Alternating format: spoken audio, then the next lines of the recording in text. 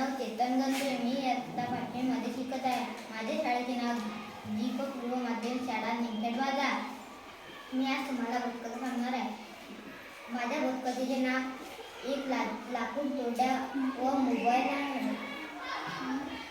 एका जंगलात एक लाकूड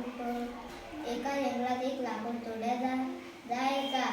तो एका झाडावर चढला आणि लाकूड तोडत होता, तर त्याचा मोबाईल पाण्यात पडला आणि तो खाली उतरून रडू लागला. माझा मोबाईल पाण्यात पडला.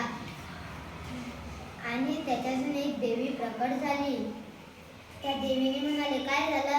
तो लाकूड तोडत्या म्हणाला की माझा मोबाईल पाण्यात पडला. मग ते देवी अंदर गेली आणि ॲपलचा मोबाईल काढला. तो म्हणाला, नाही, हा पण माझा मोबाईल नाही.